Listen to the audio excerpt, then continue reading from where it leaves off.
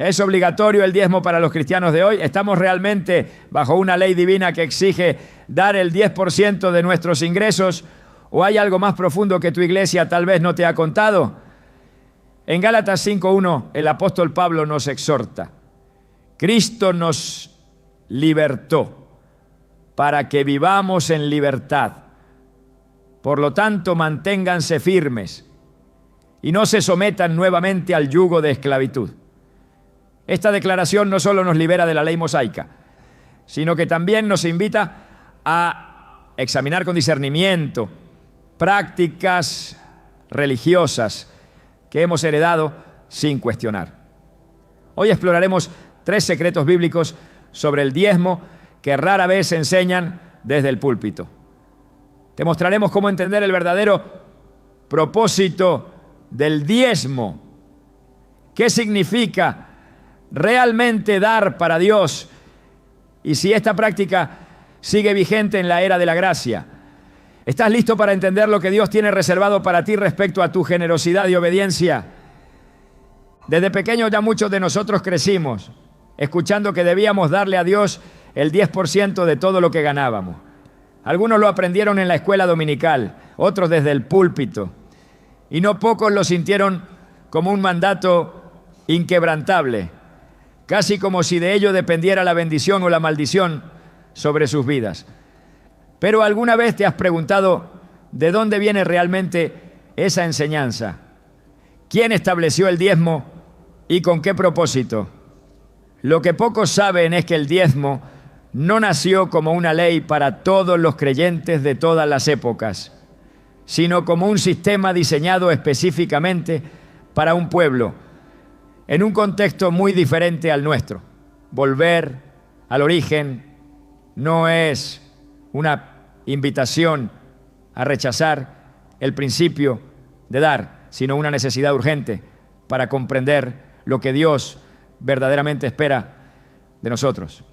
En Levítico 27:30 leemos: el diezmo de todo producto del campo, del grano que produce la tierra o de los frutos de los árboles pertenece al Señor, es cosa consagrada al Señor. Este versículo es uno de los pilares usados por quienes enseñan el diezmo como una obligación. Sin embargo, si observamos el contexto completo, descubriremos algo sorprendente. El diezmo formaba parte del sistema levítico, establecido para mantener a los sacerdotes de la tribu de Leví, quienes no recibieron herencia en la tierra prometida. Dios había separado a los levitas para el servicio del templo, y en lugar de darles tierras o propiedades, les asignó el diezmo del resto del pueblo como sustento. En Números 18:21, Dios declara: a los hijos de Leví les he dado todos los diezmos en Israel por heredad, por su ministerio, por cuanto ellos sirven en el ministerio del tabernáculo de reunión.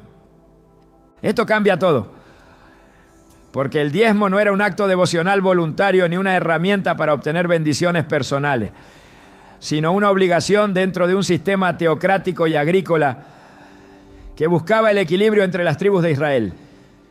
Era parte de un pacto nacional con cláusulas muy específicas, incluyendo bendiciones por la obediencia y maldiciones por la desobediencia.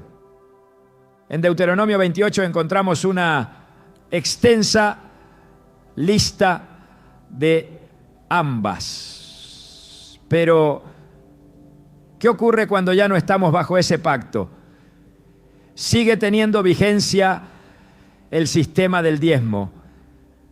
Muchos líderes enseñan que el diezmo es un principio eterno, anterior a la ley, basándose en el episodio de Abraham con Melquisedec.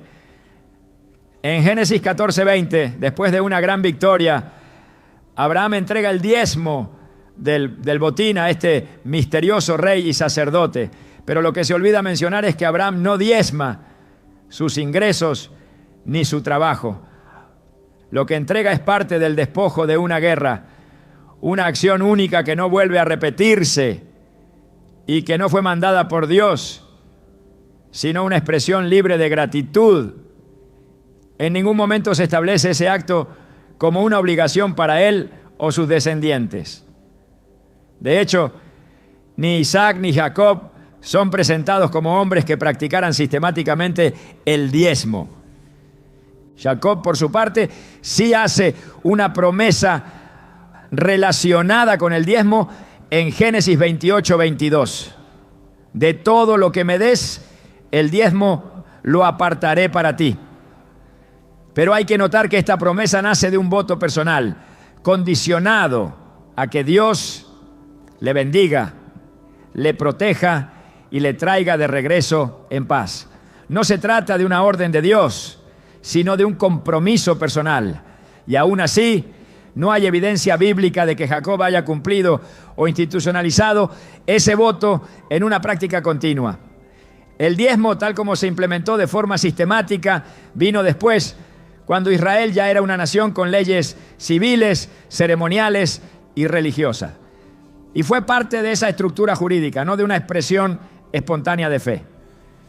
Si retrocedemos a los días del Antiguo Testamento y observamos cómo funcionaba el sistema del diezmo, encontraremos aún más elementos que contradicen la práctica moderna. Por ejemplo, había múltiples diezmos, no solo uno. Según Deuteronomio 14, 22 a 29, cada israelita debía separar el diezmo de sus productos agrícolas cada año. Pero en el tercer año ese diezmo debía ser entregado a los levitas, los extranjeros, los huérfanos y las viudas en su propia ciudad. Esto demuestra que el sistema era más amplio, comunitario y profundamente social. No se trataba de sostener a una institución, sino de sostener a un pueblo entero en su estructura sacerdotal y social.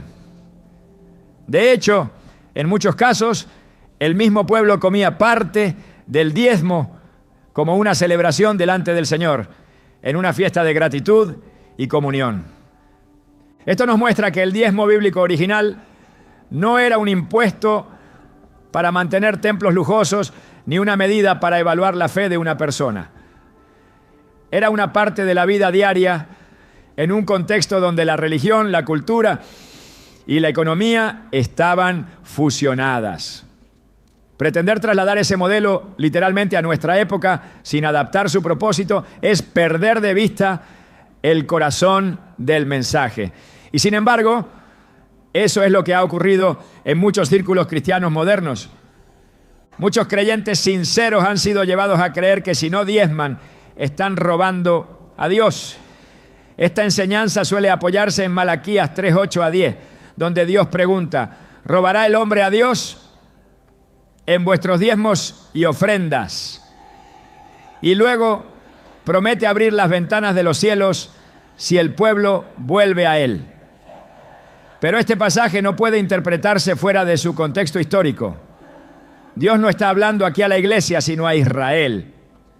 En una etapa de profunda decadencia espiritual, donde los sacerdotes mismos estaban corrompidos y el pueblo había abandonado el pacto.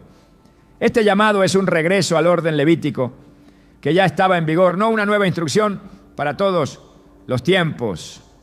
Usar este texto para condenar al creyente moderno es ignorar la diferencia entre el antiguo y el nuevo pacto, entre la ley mosaica y la gracia en Cristo.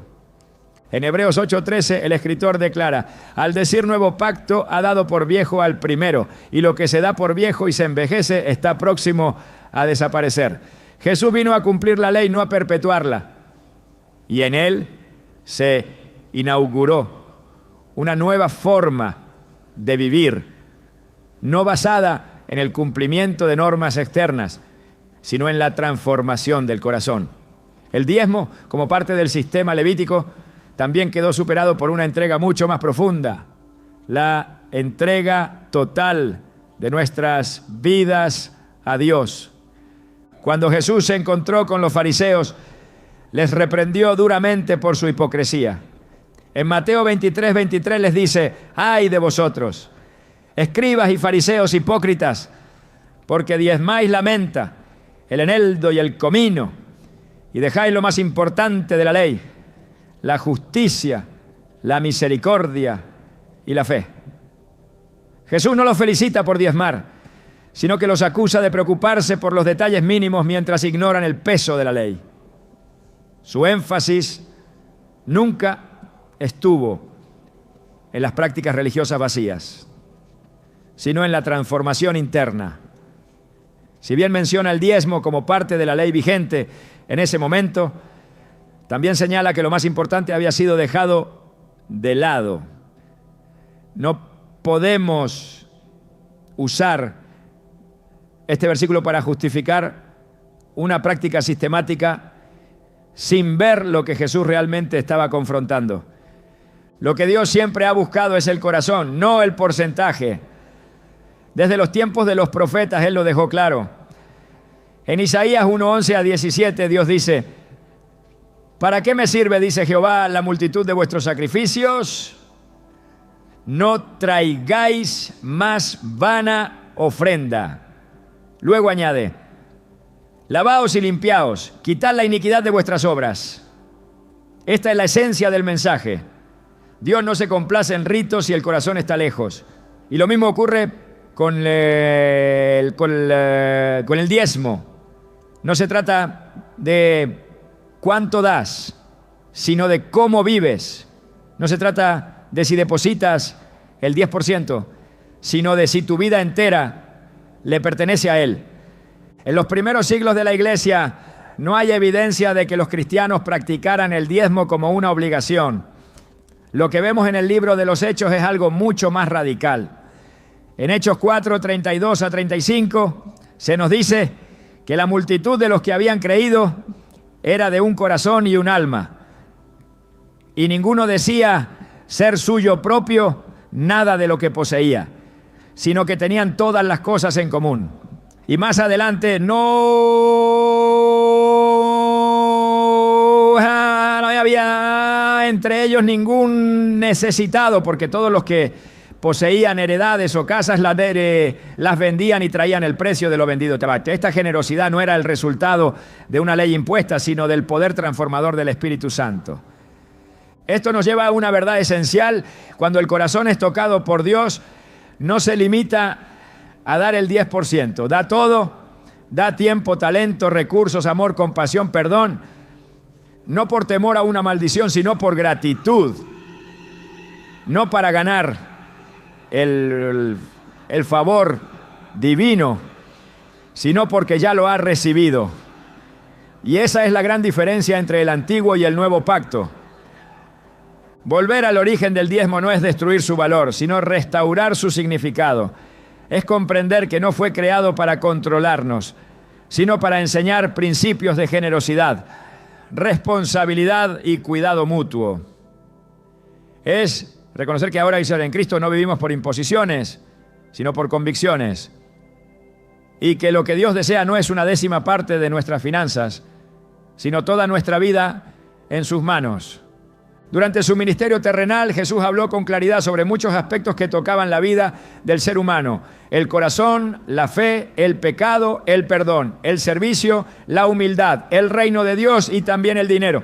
Sin embargo, nunca instituyó el diezmo como una norma para sus discípulos.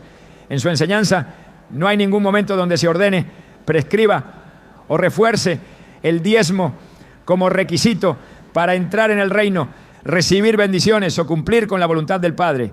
Este silencio no es accidental, es revelador, porque en la figura de Cristo se inaugura una nueva era espiritual, una transformación del interior que supera las estructuras rígidas de la ley mosaica. Y el hecho de que el diezmo no forme parte del mensaje central de Jesús indica que su propósito no era reproducir el sistema religioso anterior, sino establecer una relación directa entre Dios y el corazón del creyente. Jesús predicó intensamente sobre la riqueza y el uso del dinero, no desde la perspectiva de porcentajes establecidos, sino desde la disposición del alma. En Mateo 6:21 dijo: porque donde esté tu tesoro, allí estará también tu corazón. Esta afirmación trasciende cualquier cálculo numérico. No le habló a sus seguidores de obligaciones externas, sino de una conexión interna que revela prioridades espirituales. El tesoro no está en la cantidad que se da, sino en el lugar donde reposa nuestra confianza.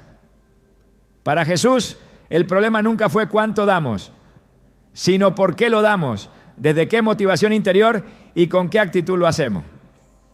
Por eso, en lugar de establecer una fórmula, presentó un estándar más alto: entregar toda la vida a Dios. Un ejemplo claro de esta visión se encuentra en el episodio de la viuda que echó 2 moneditas en el arca del templo.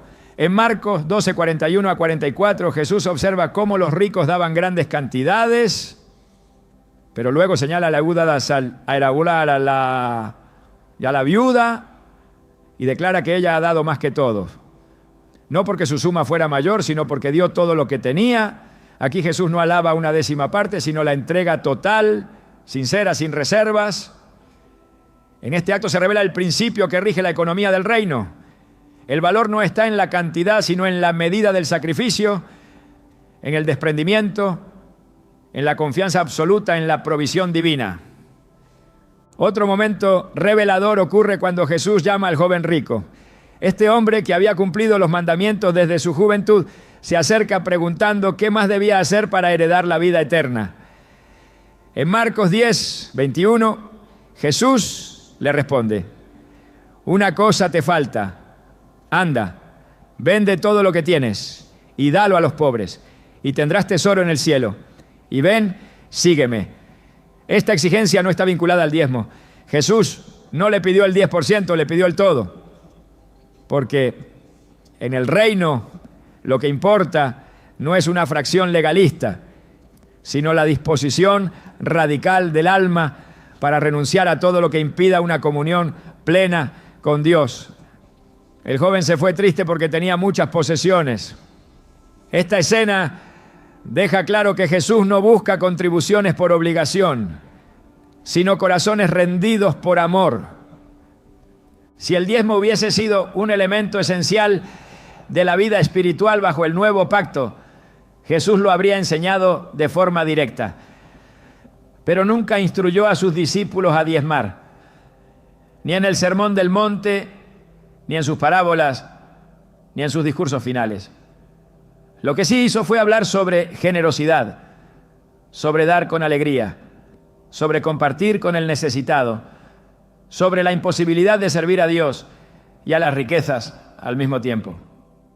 En Mateo 6:24 dice: nadie puede servir a 2 señores. No podéis servir a Dios y a las riquezas. Esta enseñanza no establece porcentajes, sino prioridades. La fidelidad a Dios no se mide en décimas, sino en entrega total.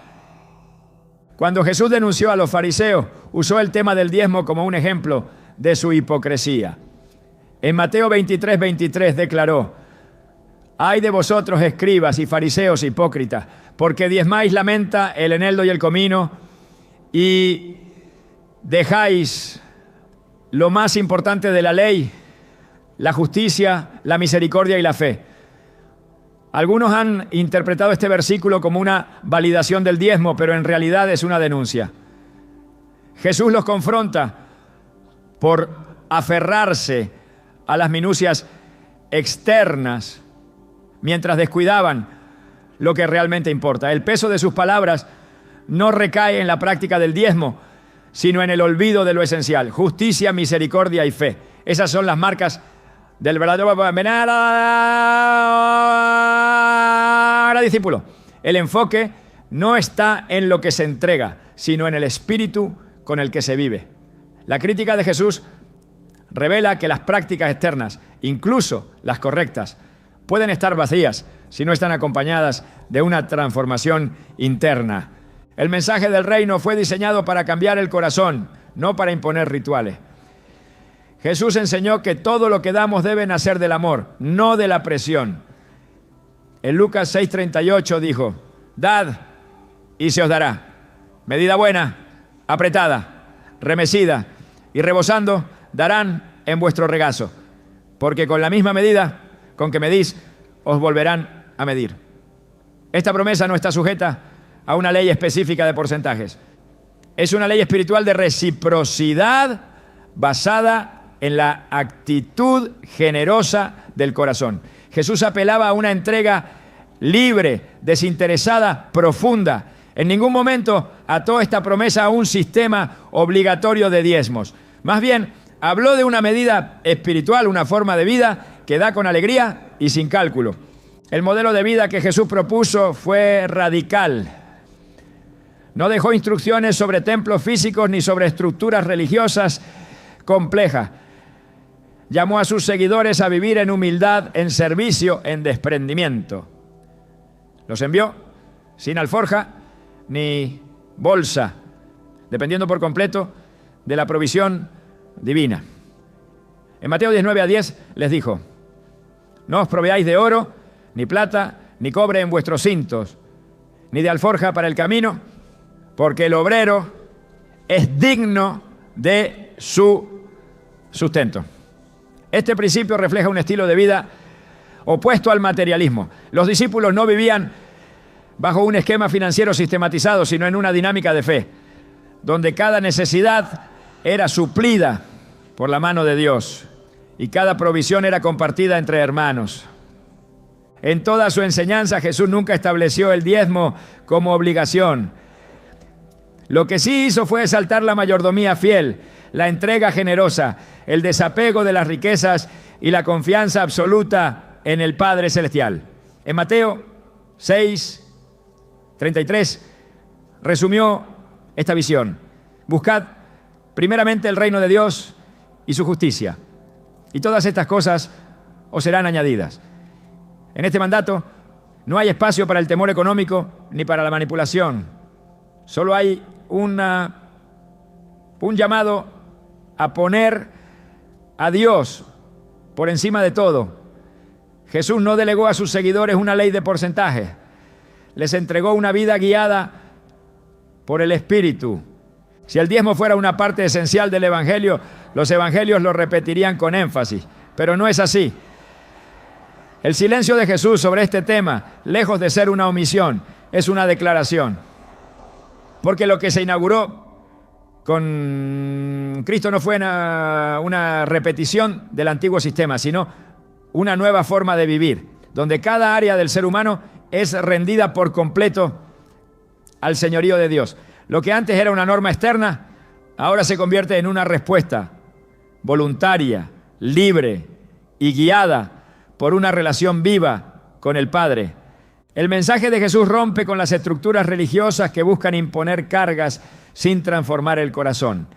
En Mateo 11:28-30 dijo: venid a mí todos los que estáis trabajados y cargados, y yo os haré descansar. Mi yugo es fácil y ligera mi carga. Este descanso no elimina el llamado al sacrificio, pero lo transforma. Ya no se trata de cumplir normas para agradar a Dios, sino de vivir en comunión con Él, dejándonos guiar por su voz y su gracia. Por eso, cuando hablamos del dar cristiano, no podemos retroceder al antiguo pacto para imponer lo que Jesús no ordenó. Debemos avanzar hacia el modelo que Él encarnó, una entrega que nace del amor y se sostiene en la libertad. En ningún momento Jesús enseñó que el diezmo fuera el estándar para sus seguidores. Su enfoque fue siempre más profundo, más exigente, más espiritual. No buscó establecer reglas externas, sino cultivar corazones rendidos. En esa rendición total está el verdadero dar. Cuando todo le pertenece a Dios, ya no se calcula lo que se entrega. Se vive con la conciencia de que nada es propio y todo debe glorificar al Padre. Esa es la esencia del reino. Esa es la enseñanza de Jesús. Ahora que hemos visto que el Maestro nunca impuso el diezmo como mandato para sus discípulos, debemos avanzar un paso más. La iglesia primitiva, guiada por el Espíritu Santo, tampoco enseñó el diezmo como una norma. En su lugar, reveló un modelo de generosidad viva, espontánea y poderosa. Esa será la base de la tercera parte de nuestro recorrido. La transición del Antiguo al Nuevo Testamento no fue una simple evolución doctrinal, sino un cambio radical en la forma de entender la relación entre Dios y el ser humano.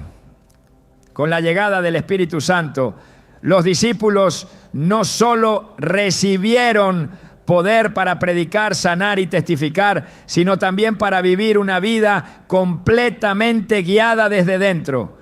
En ese nuevo mover espiritual, el dar dejó de ser una imposición externa y se convirtió en una expresión espontánea de obediencia nacida en lo profundo del corazón. El modelo económico de la iglesia primitiva no estuvo sustentado por normas rituales, sino por convicciones internas encendidas por la gracia. Desde el primer momento, el libro de los Hechos muestra cómo los seguidores de Cristo vivían un tipo de generosidad que no puede explicarse por ley ni tradición. En Hechos 2:44 a 45 se nos dice: todos los que habían creído estaban juntos y tenían en común todas las cosas, y vendían sus propiedades y sus bienes y los repartían a todos según la necesidad de cada uno. No hay ninguna referencia al diezmo. No hay instrucciones que los obligaran a desprenderse de sus posesiones. Lo que se observa es una comunidad transformada por la presencia del Espíritu, dispuesta a renunciar incluso a sus comodidades por amor a los demás. Este tipo de entrega no puede ser forzada ni estructurada. Solo puede surgir en corazones regenerados por la obra redentora de Cristo. La generosidad de los creyentes en los primeros días de la iglesia no se regulaba por el calendario ni por porcentajes fijos. Su impulso era espiritual, no legal. Se daban cuenta de que ya no eran dueños de nada, porque todo lo que tenían había sido redimido por la sangre de Cristo. En Hechos 4:32 a 35 se nos describe otra escena impactante. La multitud de los que habían creído era de un corazón y un alma, y ninguno decía ser suyo propio nada de lo que poseía, sino que tenían todas las cosas en común. Este pasaje revela la profundidad de la unidad y el desprendimiento. No se menciona la obligación de diezmar, porque el principio que gobernaba no era el de cumplir una regla, sino el de responder al llamado del amor. A lo largo de las cartas apostólicas, pues, este patrón se refuerza. El apóstol Pablo, al escribir a las iglesias, nunca ordenó que se diezme. En cambio, instruyó sobre cómo dar de forma voluntaria, proporcional y según la convicción de cada uno.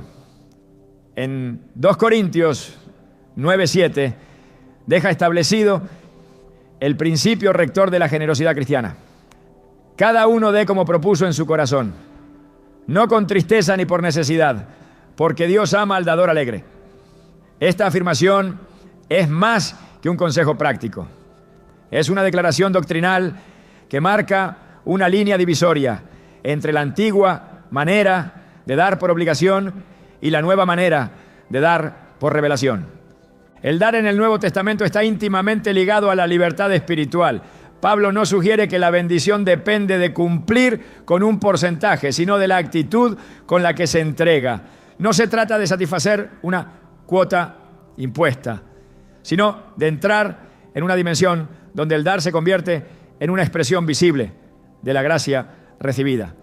En el mismo capítulo, 2 Corintios 9:6, dice: el que siembra escasamente, también segará escasamente, y el que siembra generosamente, generosamente también segará.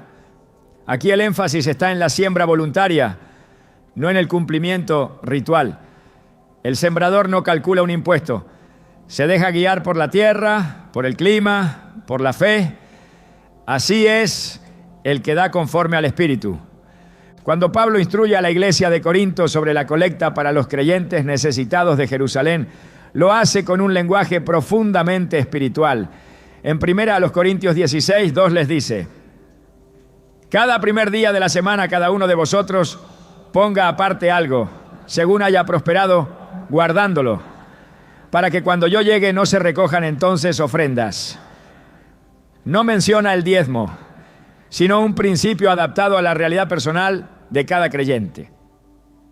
Según haya prosperado, implica que no todos darán lo mismo, pero todos están invitados a participar.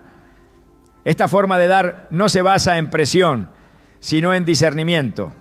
No responde a una norma fija, sino a una conciencia moldeada por el amor. Pablo también destaca que el dar es una gracia, no una carga. En 2 Corintios 8, 1-3 habla de las iglesias de Macedonia, que en medio de la prueba y la pobreza dieron más allá de su fuerza. Él lo llama una gracia de Dios y no una imposición humana. Lo que mueve a esos creyentes no es la obligación de un porcentaje, sino la revelación del privilegio de participar en la obra de Dios. Este modelo pone en evidencia que cuando el Espíritu guía el corazón, responde con generosidad, aun cuando las circunstancias sean adversas. La gracia no solo cambia la forma de dar, cambia la perspectiva desde la cual se da. Este principio también está presente en la carta a los Romanos.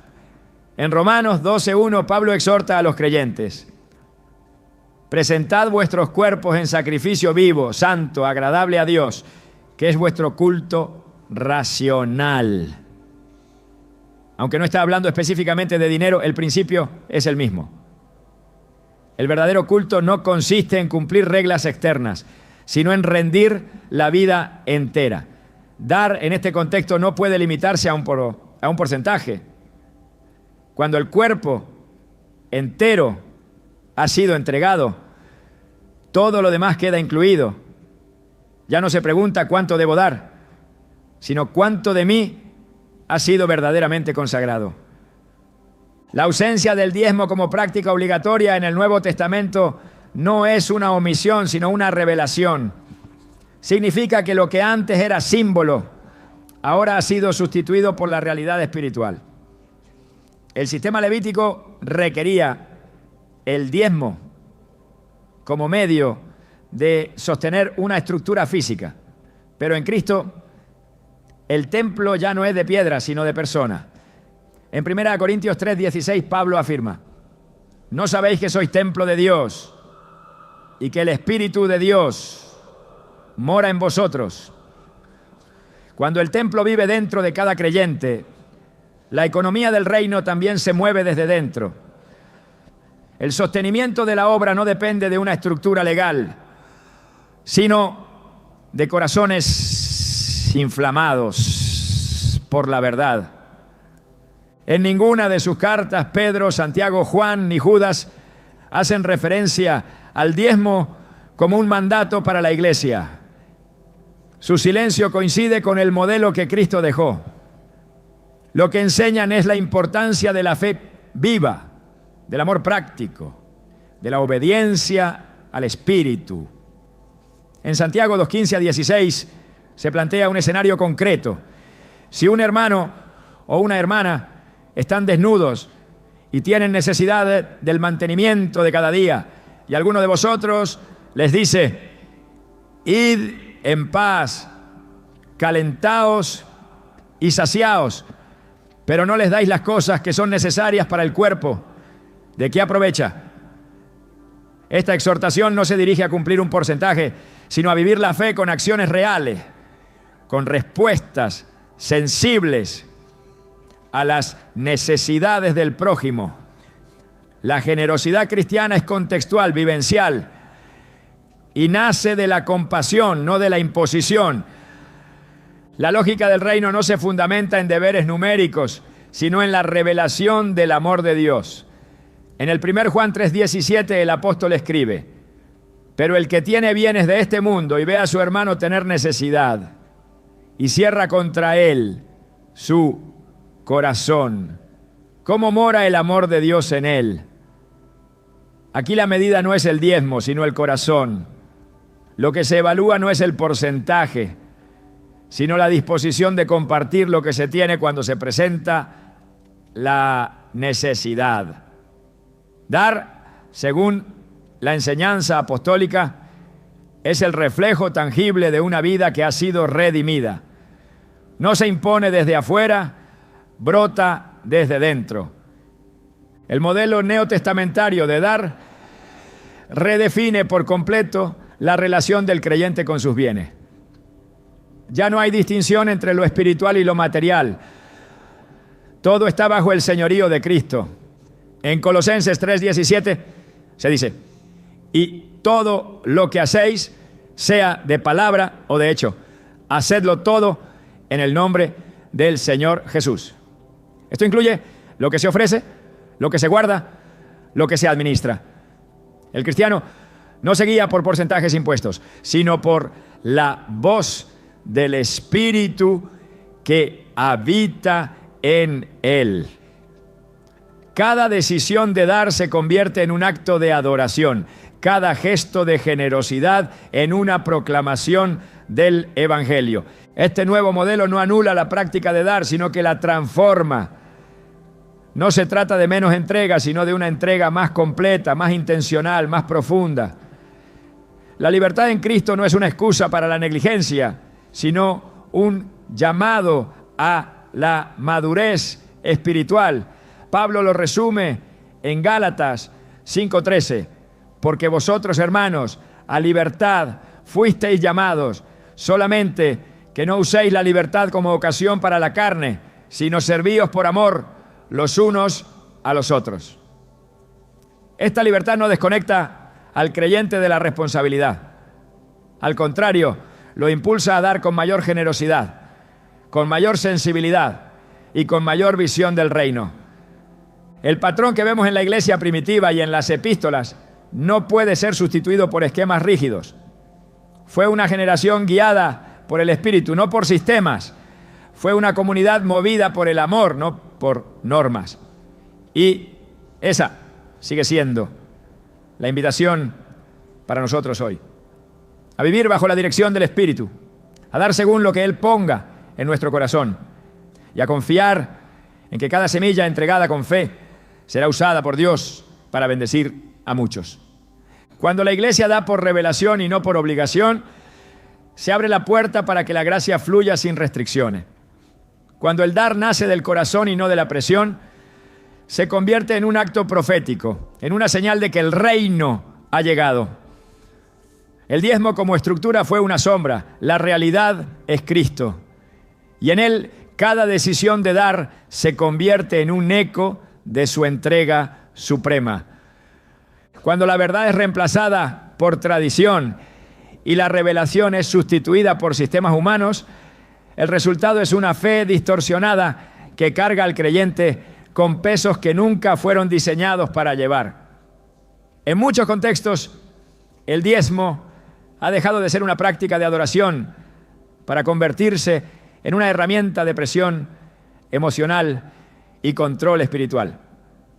Lo que debía nacer de una convicción interna ha sido transformado en una obligación impuesta, sostenida por el temor, la culpa y la amenaza del juicio divino.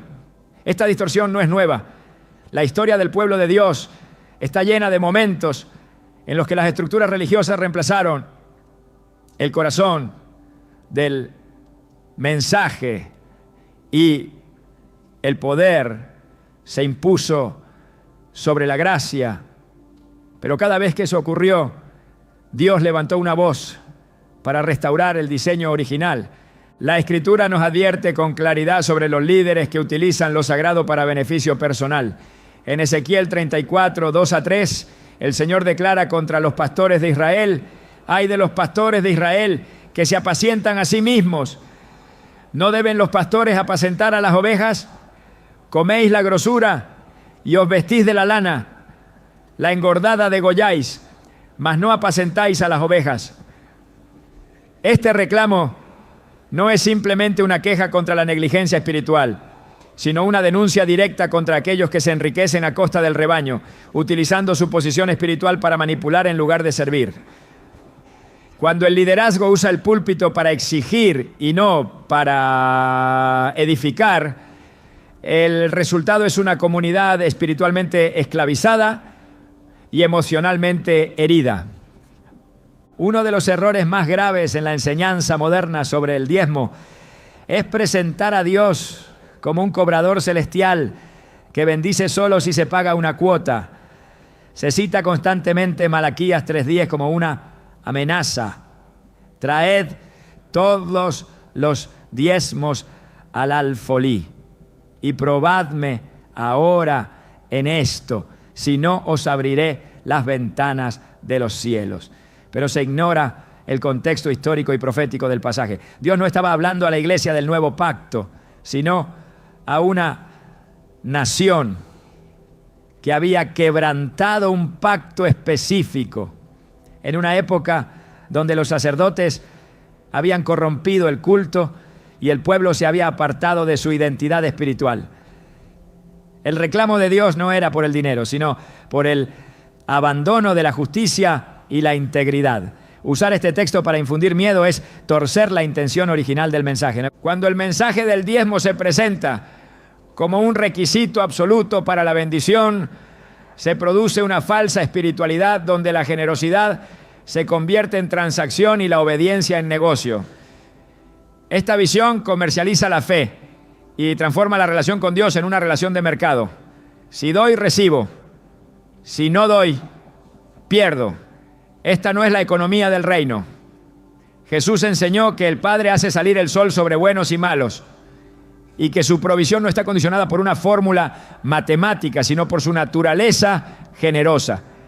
En Mateo 5:45 dice: para que seáis hijos de vuestro Padre que está en los cielos, que hace salir su sol sobre malos y buenos, y que hace llover sobre justos e injustos. Esta es la gracia, un favor que no se compra, un amor que no se negocia, una provisión que no se condiciona. Pablo también enfrentó la tensión entre servir con integridad y ser acusado de tener intenciones torcidas. En 2 Corintios 2:17 declara: pues no somos como muchos que medran falsificando la palabra de Dios, sino que con sinceridad, como de parte de Dios y delante de Dios, hablamos en Cristo. Su ministerio no se sustentaba en manipulaciones ni en tácticas de presión, sino en la verdad. Su autoridad no dependía de lo que podía exigir, sino de lo que estaba dispuesto a entregar. En varias ocasiones renunció al derecho de ser sostenido para no dar lugar a sospechas ni tropiezos. En 1 Corintios 9:12 afirma: pero no hemos usado de este derecho, sino que lo soportamos todo por no poner ningún obstáculo al Evangelio de Cristo. Esta actitud revela el corazón del verdadero siervo. No se aferra a lo que puede reclamar, sino que se desprende de todo con tal de no estorbar la obra de Dios. El uso del diezmo como medida de fidelidad ha creado una cultura donde el valor espiritual de una persona se mide por su aporte económico. Esto contradice el Evangelio, que valora la fe, la obediencia y el amor como frutos del Espíritu. En Gálatas 5:22-23, Pablo escribe que los frutos del Espíritu son amor, gozo, paz, paciencia, benignidad, bondad, fe, mansedumbre y dominio propio. Ninguno de estos frutos se relaciona con cifras monetarias. El énfasis está en lo que el Espíritu produce, no en lo que el bolsillo aporta. Cuando se enseña que dar el diezmo es prueba de compromiso, se corre el riesgo de pasar por alto los frutos invisibles que realmente definen el carácter de un hijo de Dios. Otro peligro de esta manipulación es crear una jerarquía espiritual basada en el poder adquisitivo. Se honra más a quienes pueden dar más y se invisibiliza a quienes no tienen recursos. Esta distorsión es denunciada en Santiago 2:2-4, donde se reprende a los creyentes por dar trato preferencial al rico y despreciar al pobre. El texto dice: si entra en vuestra congregación un hombre con anillo de oro y ropa espléndida, y también entra un pobre con vestido andrajoso, y miráis con agrado al que trae la ropa espléndida, ¿no hacéis distinciones entre vosotros mismos y venís a ser jueces con malos pensamientos? Cuando el diezmo se convierte en herramienta para clasificar a los creyentes, se niega la justicia del reino y se cae en el favoritismo condenado por las Escrituras. El verdadero liderazgo espiritual no demanda guía, no controla, inspira, no manipula, sirve. Jesús dejó un modelo claro cuando lavó los pies de sus discípulos.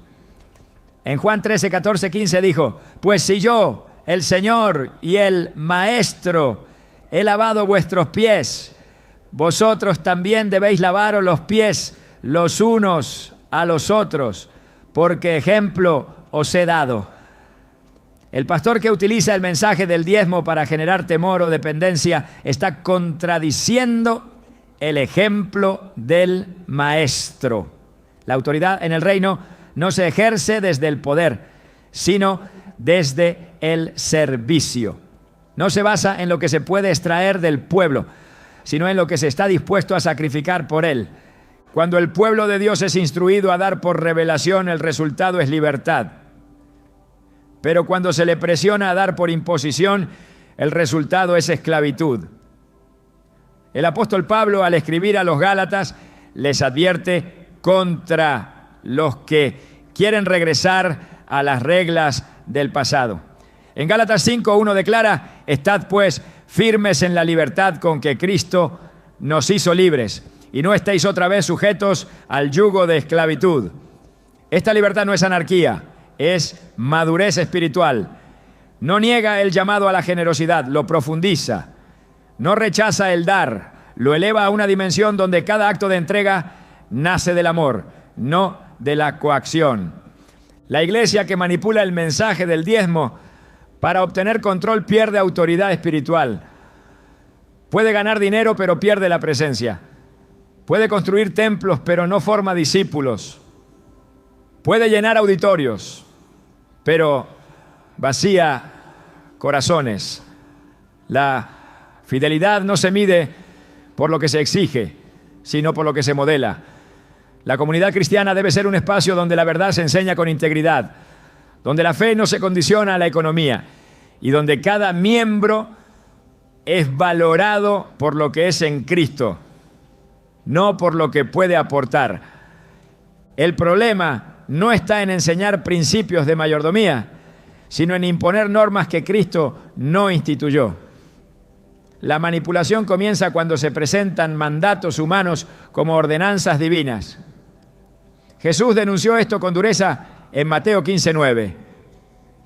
Pues en vano me honran, enseñando como doctrinas mandamientos de hombres.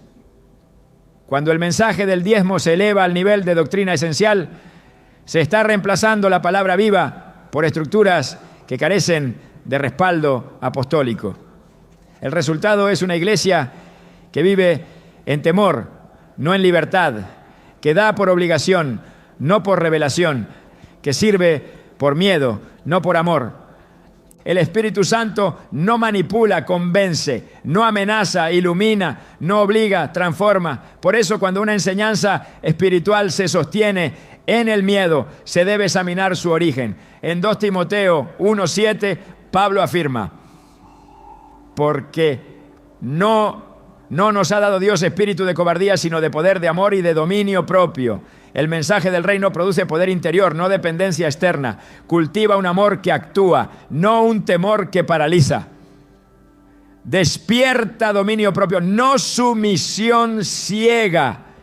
Cualquier enseñanza que socava estos frutos debe ser confrontada con la verdad del Evangelio. Dios no necesita ser convencido para bendecir. Él es generoso por naturaleza. En Santiago 1:17 se nos dice: toda buena dádiva y todo don perfecto desciende de lo alto, del Padre de las luces. La bendición no es una moneda de cambio, es una expresión del carácter de Dios. Cuando se enseña que la bendición depende exclusivamente del cumplimiento del diezmo, se está promoviendo una imagen distorsionada del Padre. Se le presenta como un comerciante, no como un redentor, como un cobrador, no como un dador. Esta imagen no solo hiere la fe, sino que aleja a las personas de una relación auténtica con Dios. El Evangelio es un llamado a la verdad, y donde hay verdad, hay libertad. Jesús lo expresó en Juan 8:32. Conoceréis la verdad y la verdad os hará libre.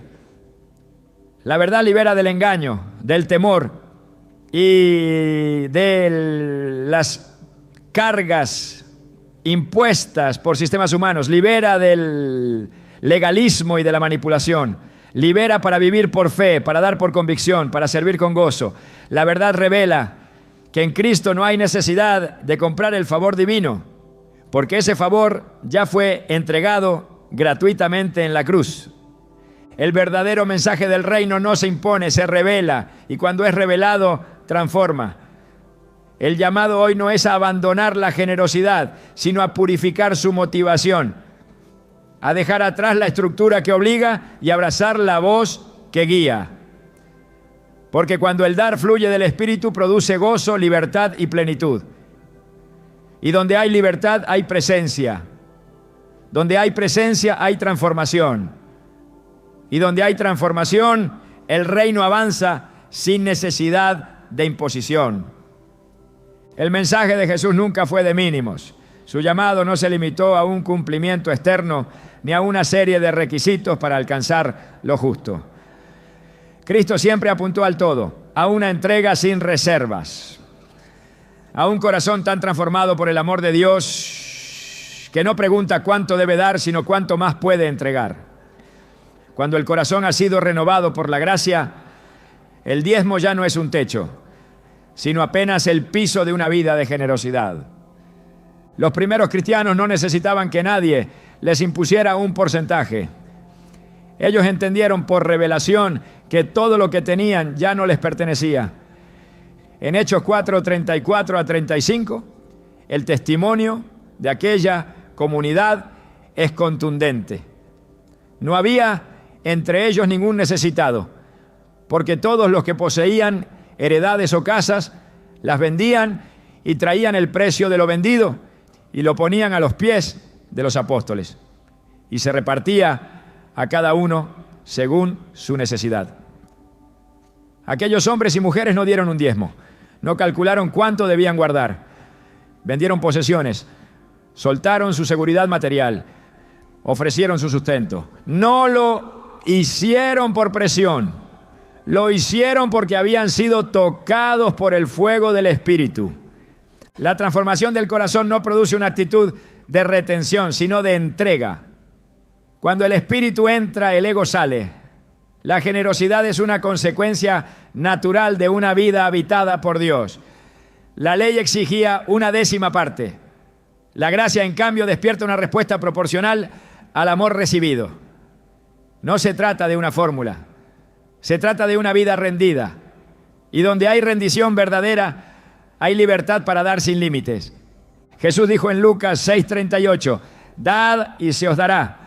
Medida buena, apretada, remecida y rebosando darán en vuestro regazo. La bendición prometida no está ligada a un número, sino a una medida que fluye desde el corazón. Esta medida no es uniforme.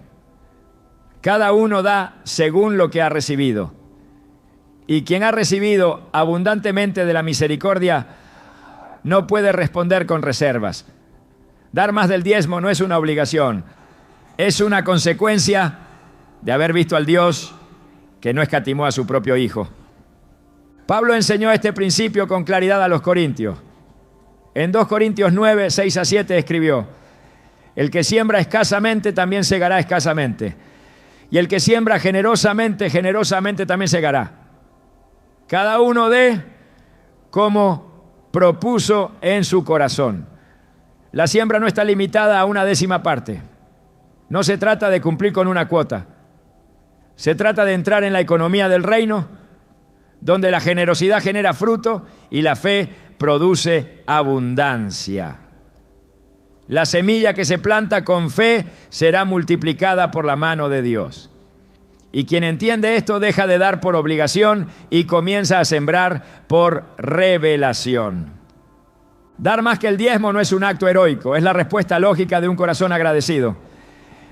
En Romanos 12:1, Pablo presenta la vida cristiana como una entrega continua. Os ruego por las misericordias de Dios que presentéis vuestros cuerpos en sacrificio vivo, santo, agradable a Dios. El sacrificio no es solo financiero, es total, es el tiempo, los talentos, los recursos, los sueños, todo se presenta, todo se consagra, todo se pone al servicio del reino. El dar se convierte en una extensión de la adoración, ya no es una transacción, es una entrega. La iglesia madura no pregunta cuánto es lo mínimo, pregunta cuánto puede contribuir a la obra. No calcula porcentajes, discierne necesidades. No se limita por una regla, se expande por un fuego interior.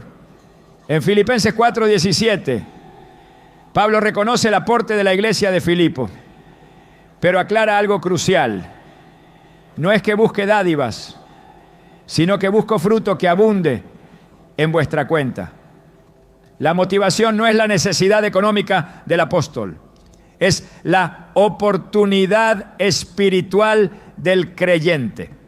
Cuando alguien da más que el diezmo desde un corazón transformado, está acumulando fruto eterno. Está participando del avance del reino con sus recursos, su esfuerzo y su generosidad. El creyente que ha sido tocado por la gracia no necesita ser motivado por temor ni manipulado con promesas materiales. La mayor recompensa ya le fue dada. Cristo mismo. En Él están escondidos todos los tesoros de la sabiduría y el conocimiento. En Él tenemos todo lo necesario para vivir en piedad. Por eso cuando damos, no lo hacemos para recibir algo a cambio. Lo hacemos porque ya recibimos lo más grande, la salvación, el perdón, la vida eterna.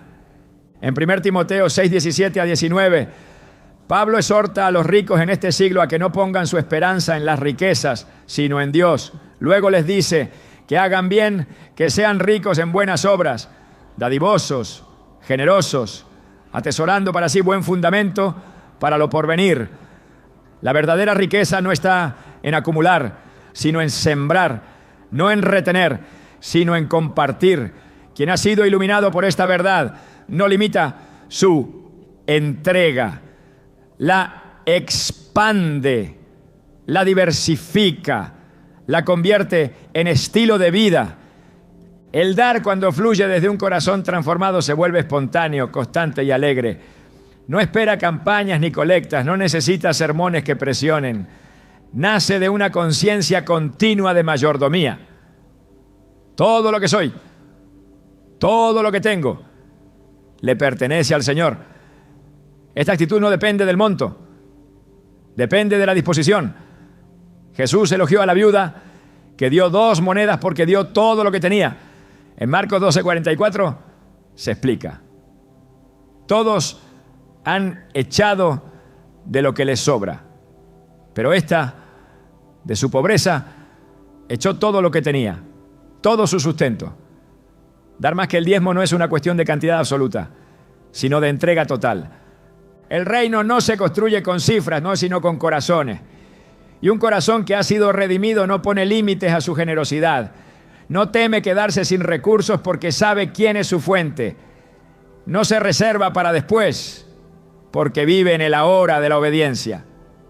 La abundancia espiritual produce generosidad práctica y esa generosidad abre puertas, suple necesidades, multiplica oportunidades y glorifica a Dios. La generosidad bíblica no es uniforme. Es específica, contextual, dirigida. En 2 Corintios 8, Pablo describe cómo los macedonios, en profunda pobreza, abundaron en riquezas de generosidad. No dieron porque tenían, dieron porque estaban llenos de gracia.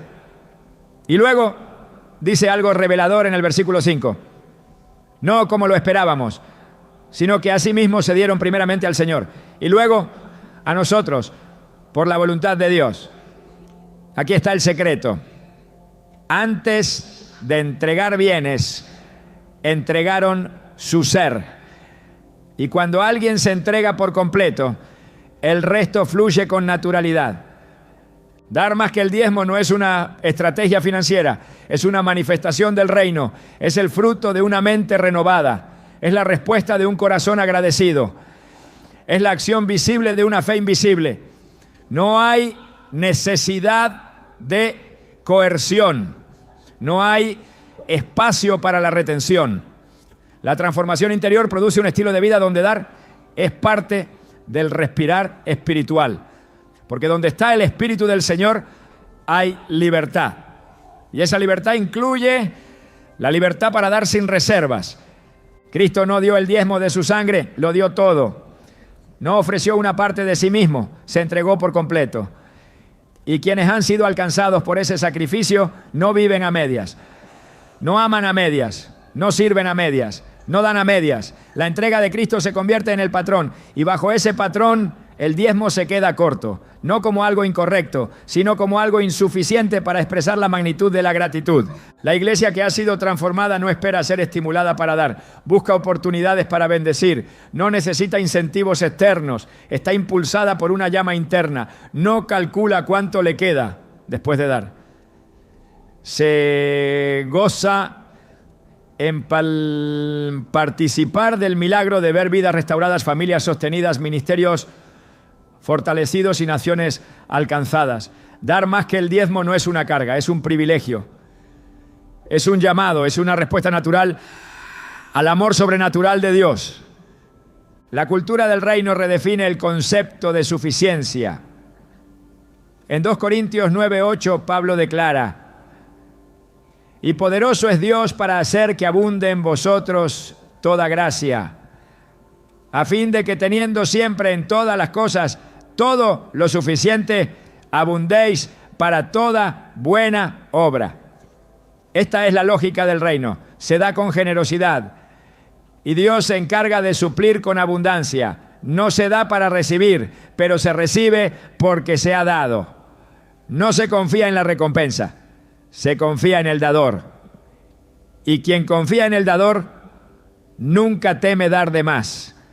Esta verdad no se enseña con presión, se revela con poder, no se impone, se modela, no se exige, se contagia. El creyente que vive bajo esta luz se convierte en un canal de provisión, en un instrumento de avance, en un testigo del carácter generoso de Dios. Y ese testimonio habla más fuerte que cualquier discurso. Porque cuando el pueblo de Dios vive con manos abiertas, el mundo ve a un Dios que no retiene. La obediencia que agrada a Dios nunca ha sido parcial ni fragmentada. Desde Génesis hasta Apocalipsis, el llamado de Dios no ha sido porciones, sino totalidad. Él no está buscando una décima parte de tu ingreso, ni siquiera una ofrenda generosa. Él está buscando tu vida entera.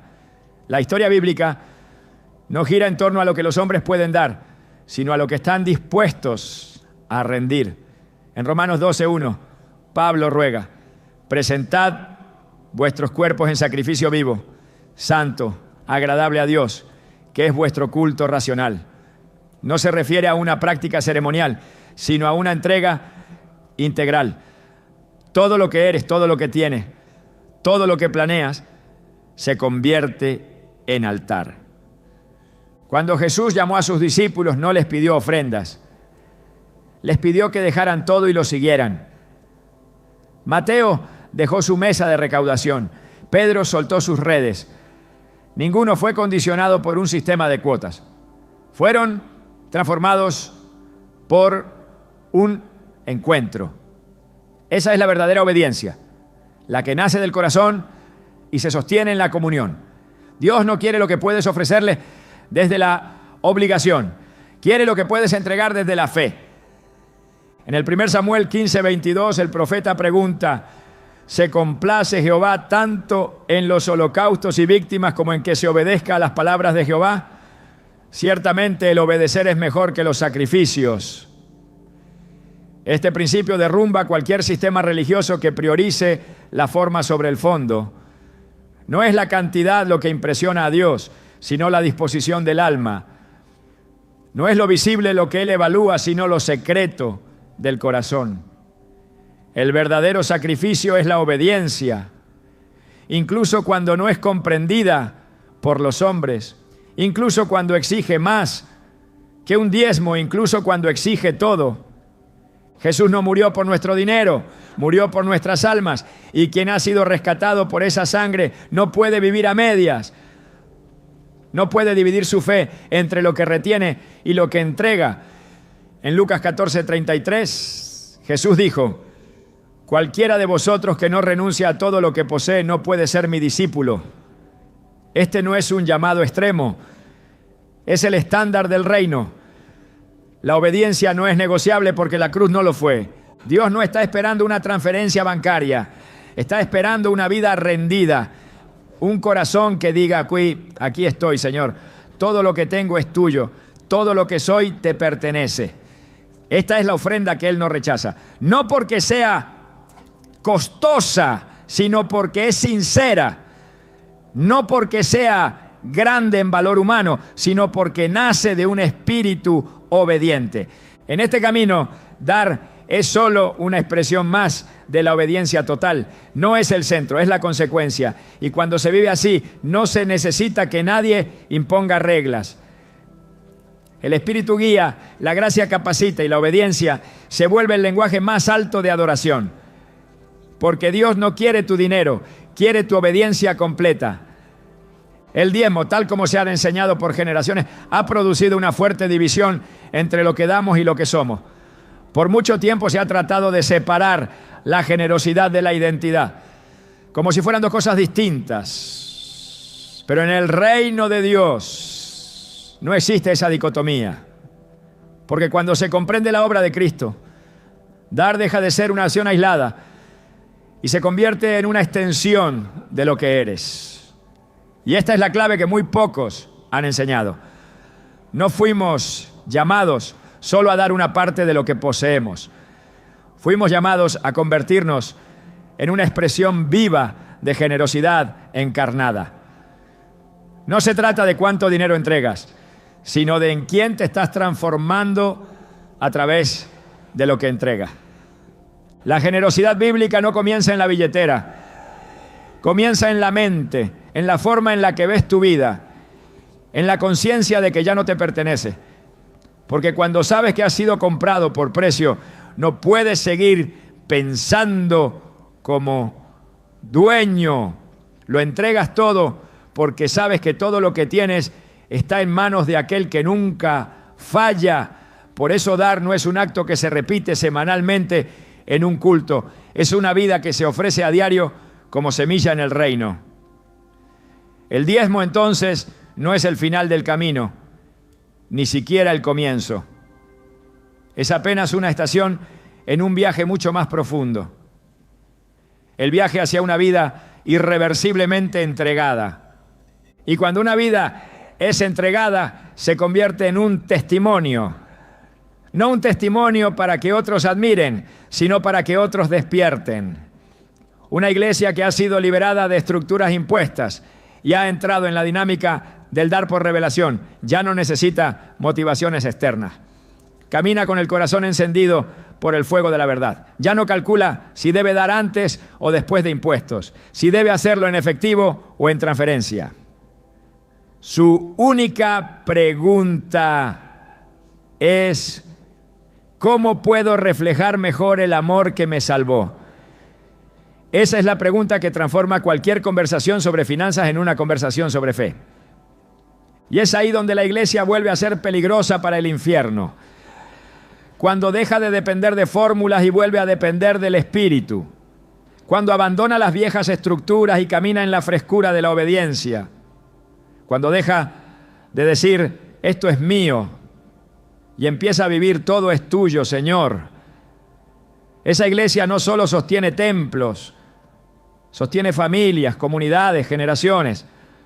No porque haya sido obligada a dar, sino porque fue liberada para sembrar. No porque se le impuso una regla, sino porque se le reveló una verdad.